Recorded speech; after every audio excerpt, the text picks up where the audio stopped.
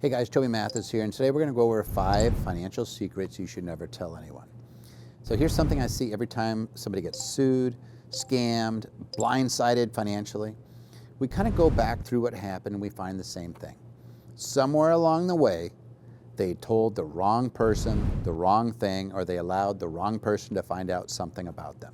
In the legal profession, there's an old rule.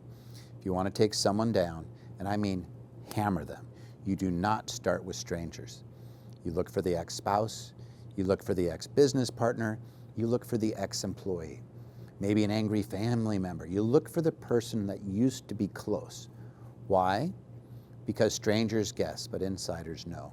They know your secrets, they know what you make, they know what you own, they know where you're weak, they know what you said when you thought nobody would ever use it against you. That is why there's an old saying during World War II, loose lips sink ships. It's not just a slogan, it's a warning. Small details, mom writing a letter to a son, or a son writing a letter to a mom, having a conversation on the phone, somebody listening in. Small details with the wrong person can get those ships sunk. It could get people killed, it could give the enemy just enough information to do damage, make sure that U-boat's waiting for them. And the same thing happens in life. Loose lips sink deals, they sink businesses, they sink marriages, they sink careers, they sink dreams. And if you're trying to rise above that norm, you have to understand something most people never figure out. People, they can be like crabs in a bucket. If you've ever seen a bucket full of crabs, you know you don't need a lid on that bucket. Why? Because every time a crab starts climbing out, the other crabs reach up, grab it, and pull it right back into the bucket. And people tend to do the same thing. Not because they're evil, just sometimes your success might make them uncomfortable. Sometimes your ambition reminds them that they quit. Sometimes your next move makes them feel small. Sometimes your money creates resentment. Sometimes your dream exposes their excuses. And instead of climbing with you, they pull. They try to take you back down. So today I want to give you 5 financial secrets that you should be very careful about sharing with anybody. Not because you're paranoid, but because you're trying to build something. And if you're trying to build something bigger than average, you cannot keep handing average people the tools to tear it down. Number 1, your salary. Do not casually tell people what you make. I know people like to say, well, why not? What's the big deal? Here's the big deal. Your salary changes how people look at you. Good or bad, it changes things. If they thought you made less and they find out you make more, there might be resentment, some jealousy. If they thought you made more and they find out you make less, you may have lost some of their respect. And if you make less than you, oh my gosh, jealousy is going to creep in. And if they make more than you, sometimes they feel superior, they're going to start carrying themselves differently around you. Either way, once you give somebody that number, they start filtering you through that number. You're no longer just you. You're your salary. And people start doing math with your life. Well, why didn't he pay for dinner? Why didn't she help? Why is he complaining? He has nothing to complain about. Why does she drive that car? Why did he get the raise? Why does she deserve that? And you gave them a number, and they use that number to tell themselves a story. And here's the problem. They almost never hear the context of that number. You worked your tail off, maybe working nights, weekends, graveyard shifts through school. They don't know. They probably don't even care. Maybe you make a lot. Maybe you're supporting your parents or dealing with health issues. Or maybe you do not make as much as they assumed, but you're disciplined. You save, you invest, and you live below your means. They don't know any of that. They don't hear any of that. They hear a number, they see a number. And then the number changes the relationship. I've seen this with employees. One person finds out what another person makes, now the whole workplace is poisoned. I've seen this with families. One family member finds out what another family member makes, and suddenly there's an expectation. You should help. You can afford it. You make more than us. You should pay. I've seen it in businesses. Contractor, consultant, or service provider finds out what you make, and suddenly the price moves. Why? Because they know your ceiling. They know what you can absorb. So here's the rule. Your CPA may need to know, your spouse needs to know, your lender may need to know, your financial advisor may need to know. The dinner table, it doesn't need to know. Your friends, they don't need to know. Your coworkers, they don't need to know. Your neighbor, nope, they don't need to know. And the guy who's always got that great investment opportunity definitely doesn't need to know.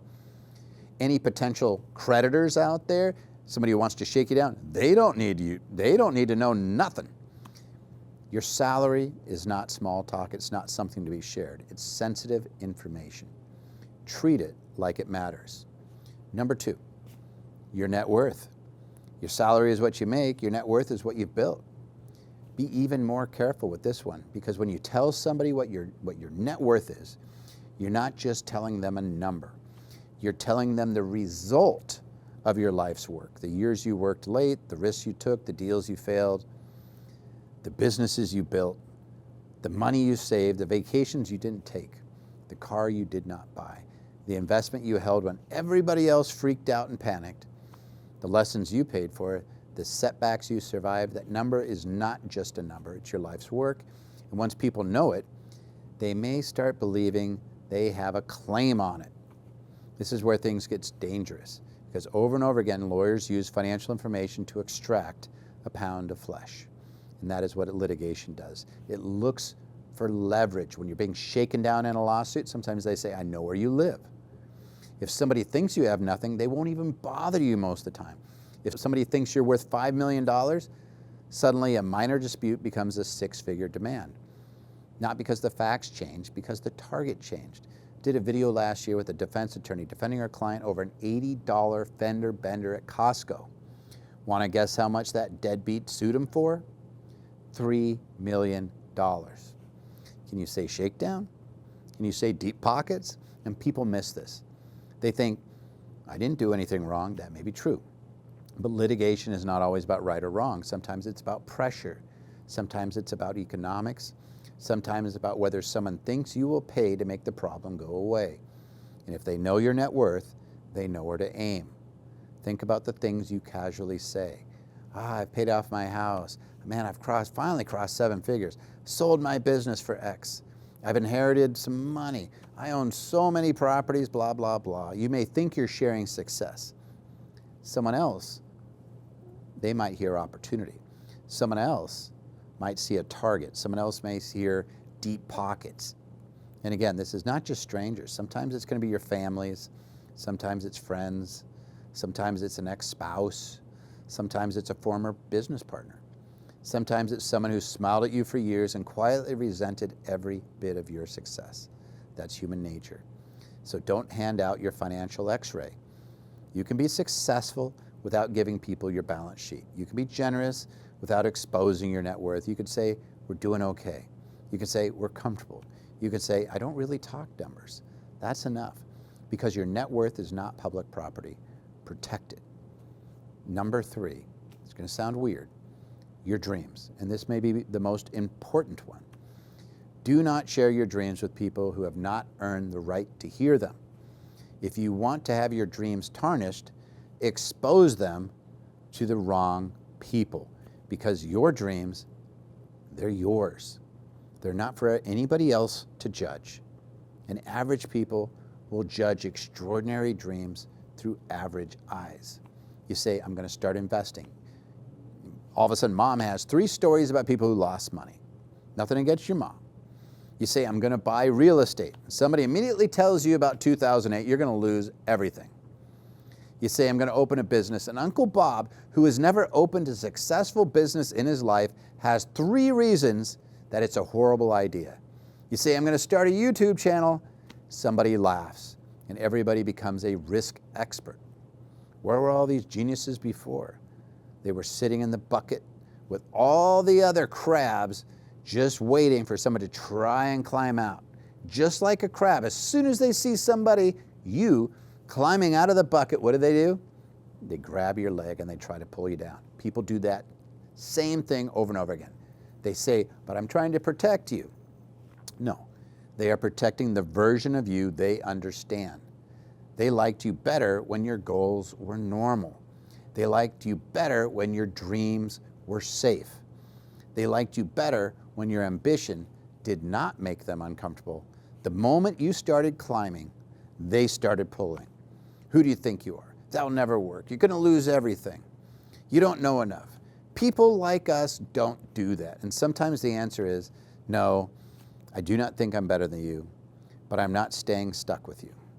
And that is the part people do not like. Sometimes success requires separation. It's not arrogance. It requires separation. You have to separate your dream from their fear. You have to separate your ambition from their excuses. You have to separate your future from their comfort zone. And here's another reason not to tell people your dreams too early, because talking about your dreams, we've all seen this, people that just talk all the time about what they're going to be doing. That feels like progress. You tell somebody you're going to start a business. You tell somebody you're going to get into shape. You tell somebody you're going to buy your first rental. You tell somebody you're going to write a book. And for a moment, man, that feels good. You feel like you did something, but you didn't. You didn't do anything. You just did this. And talking is not building. Talking is not investing. Talking is not doing. So keep your dreams close until they have roots. Share them with other builders.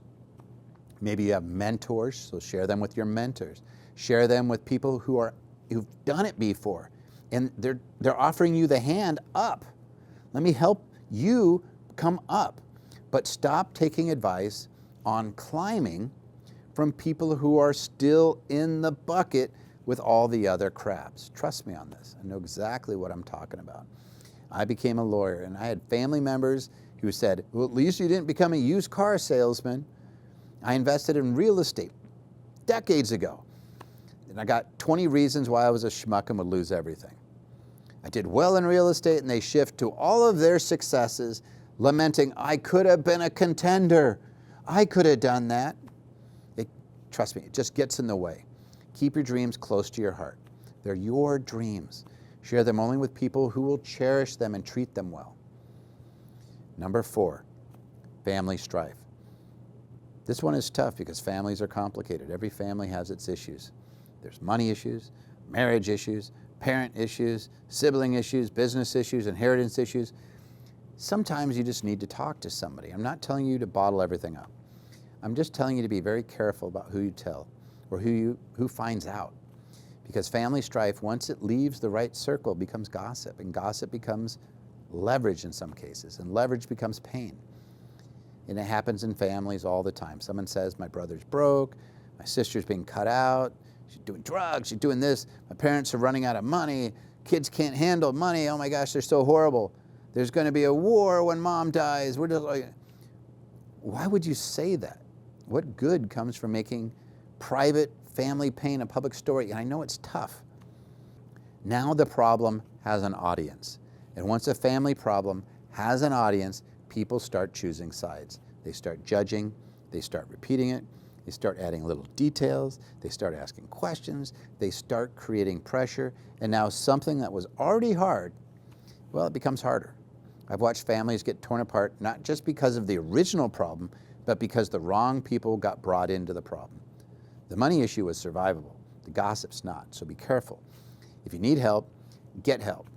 Talk to a counselor, talk to your spouse, talk to your priest, talk to a qualified advisor, talk to a mentor, talk to a person who can actually help solve the problem. But do not turn family strife into dinner table entertainment. Do not vent to people who just want the story. Do not hand outsiders your family's dirty laundry and then act surprised when they start waving it around. Some things are hard enough to solve in private. Do not make them impossible by making them public. Now, last one, number 5. Don't share your next opportunity. This one costs people money, and I'm talking about real money. Don't tell people about your next opportunity before you control it. Do not tell them about the house you're trying to buy. Do not tell them about the business you're trying to acquire or you're going to start. Don't tell them about the deal before you have it locked up. Do not tell them about the customer you're about to land. Do not tell them about the vendor you found. Do not tell them about the employee that you're trying to recruit. Do not tell them about the strategy before you have protected your position. Why? Because many lawsuits start with someone sharing an opportunity and the other person doing something bad with that information. They go around them. They went and they bought that house you're looking at. They contacted the seller, or they copied the business you were going to do. Had a young client who created a very cool gaming keyboard. This was back in the 90s. It was backlit before everything else was. It was built for gaming. And this was years before they became a thing. They were so excited they decided to make a proof of concept, which they did well.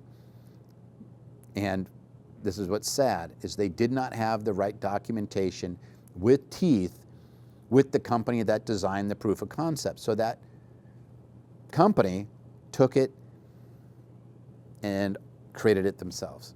Young and gullible, they're open and told everything without making sure their rights were secured first. And there's tons of stories like these. Realtor talks to a colleague about a prospect they're trying to sign up, and the colleague approaches that customer. Business owners talks about a great candidate they want to hire to another business owner, and that other owner hires that employee. I've had that happen a few times. Raise money off of an idea, right? They move first because you were talking and you talked first. Remember that loose lips sink ships. It doesn't have to be I'm doing something wrong. It's just that sometimes loose lips will sink your deal, or get somebody else will come in and take it. Now that loose lips, that came from wartime, but the lesson is still true in everyday life, because small details can do damage. During World War II, it was a really simple warning. Don't talk carelessly because the enemy might be listening. Today, the enemy may not be a foreign power. It may be the person sitting right next to you who wants your deal. You could be in a restaurant. You're just talking too loud. It may be the person who smiles and says, that sounds interesting. It may be the person who asks just enough questions to figure out how to go around you. It may be the person who says, you should send me the address. I just want to look at it. No. You're looking at a property, secure it first. Get it under contract, get the documents signed, get the financing lined up, get your position protected. Then talk if you want to talk. But until you control the opportunity, you're not sharing it with anybody. You're not, you may think, hey, I'm just sitting here sharing something that I'm going to be very successful at. But what you're really doing is you're handing somebody a map. And some people will use that map, and that's where you're going to get burned. And they find a good off-market property. They mention it to somebody else in that same circle, and that person calls. Now your deal is gone. Or they find a business opportunity, something, maybe it's a business for sale, and they tell somebody who has more capital who says, well, that's great, I'm just going to go in and do a cash. I've seen that happen. Somebody else is requiring financing, they're going through it, they loose lip, they told somebody else who had more capital. That person says that's a great opportunity too, comes in cash and says, I might even cut you in a little bit, and they think they're doing you a favor. But your deal is gone. Or you tell someone about a strategy and somebody else executes that strategy first. Opportunity gone, and then what happens? Usually you end up in lawsuits, accusations. Minimum, you have broken relationships. You might have years of fighting over something that could have been avoided by just keeping your mouth shut until the deal was protected. That is why successful investors and business owners often seem quiet. They're not slow, they're not unsure, they're not hiding, they're securing things. They move first, they announce later. Sometimes they never announce at all because the win is enough. So let me bring this all together. The 5 financial secrets you should be very careful about sharing are: number 1, your salary; number 2, your net worth; number 3, your dreams; number 4, your family strife, your dirty laundry; and number 5, your next opportunity. If you want an average life, talk like everybody else. Tell everybody what you make. Tell everybody what you're worth. Tell everybody your dreams. Tell everybody your family problems. Tell everybody your next big deal. But if you want to rise above average, you have to do things differently. You have to understand that not everybody is cheering for you. Some people are comparing. Some people are judging. Some people are jealous. Some people want you to fail. They're waiting for you to fail. Some people are looking for leverage. They're looking to take. And some are just crabs in a bucket. They just want you back where they are. They want you back where they're comfortable. The goal is to become disciplined. Your salary is not for everybody. Your net worth is not for everybody. Don't post it. Your dreams are not for everyone. Your family strife is not for everyone. And your next opportunity is definitely not for everyone. So be careful about what you say.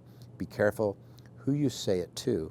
And if you're trying to build something bigger than average, stop giving average people the power to pull you back. Because the people who rise above the bucket are not always the smartest. They're not always the most talented. They're not always the loudest. A lot of times, they're ones who just climbed quietly and got out of that bucket. And by the time everybody else notices, you're out. So what should you share? Well, personally, I'm an asset protection attorney. And I believe in getting wealthy in the dark. It comes with less issues. But sharing a light in this world is something that you should do. I believe in that it's really good. That's why I have the YouTube channel. I want to encourage others. I want to be supportive of other people. I want you to be supportive of your friends. Be generous. Share your wisdom. Share this channel with everybody. That's something you should share. Even more importantly, share your comments. Give your life's experiences, because that is wisdom. Because there's a big difference between sharing specific financial information, your dreams, your family drama, your next deal, versus sharing what you've learned in your time on this planet. Share that, share away in the comments on that, what you've learned. But remember, knowledge is knowing what to say. Wisdom is knowing when to keep your mouth shut.